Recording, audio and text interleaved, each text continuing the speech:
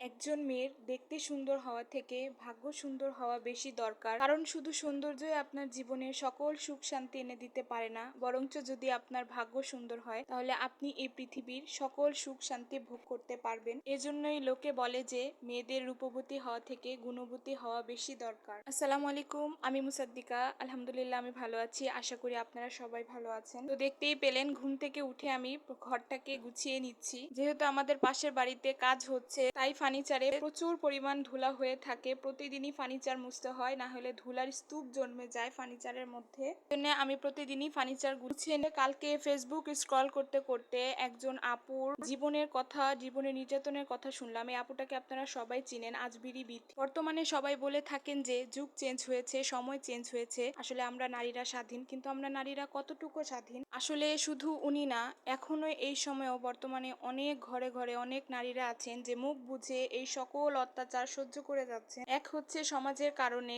আর আমি মনে করি দ্বিতীয় হচ্ছে ফিনান্সিয়াল সাপোর্টের কারণে। কারণ একটা মেয়ের বিয়ে হওয়ার পর সে পুরোপুরি তার স্বামীর উপর ডিপেন্ডেন্ট হয়ে পড়ে। এই আর্থিক অসচ্ছলতার কারণে অনেক নারী সবকিছু মুখ বন্ধ করে সহ্য করে যান। আসলে আমি অনেক বড় বড় লেকচার দিয়ে ফেললাম, ছোট মুখে অনেক বড় বড় কথা বলে ফেলেছি। আপনাদের কারো কাছে যদি খারাপ লেগে থাকে তো আমি আগে থেকেই সরি বলে নিচ্ছি। তো দেখেন, আপনাদের সাথে কথা বলতে বলতে আমার এখানে অনেক কাজ হয়ে গিয়েছে। নাস্তা করে ফেলেছি, ঘরবাড়ি গুছিয়ে নিয়েছি, এখন আমার আম্মু রান্নার কাজ শুরু করে দিয়েছে। তো আজকে বেশি কিছু রান্না বান্না নেই, তো আম্মু এখানে ডালটা ছিল না, ডালটা রান্না করে নিচ্ছে, বাগার দিয়ে নিল। আর কালকে আমার খালার বাসার থেকে তরকারি পাঠিয়েছিল, তো যেহেতু আমরা দুইজন মানুষই, অত বেশি কিছু লাগে না, তো আম্মুকে বললাম আজকে এগুলি রান্না করে নাও। তো আমি ফ্রিজ থেকে বের করে দিয়েছি, আম্মু এখানে সবকিছু গরম টরম করে গুছিয়ে নিচ্ছে। আমার এই কথাগুলো যদি আপনাদের কারো কাছে ঠিক বা কারো কাছে ভুল, যেটাই মনে হয় আমাকে অবশ্যই কমেন্টে জানাবেন। আর আমি অনেক সামান্য ছোট একজন মানুষ। তো দেখেন এখানে সবকিছু গরম সরম হয়ে গিয়েছে, তো আমরা আজকে খেতে বসে গিয়েছি। আর সেই গরুর মাংস আলু দিয়ে ঝোল সেটা খাচ্ছি, আর কালকের পুঁই শাকের তরকারি ছিল, তো সেটাও খেয়ে নিচ্ছি। আসলে কালকে তরকারিটা আমার কাছে খুবই মজা লেগেছে, তো আম্মুর থেকে চেয়ে আমি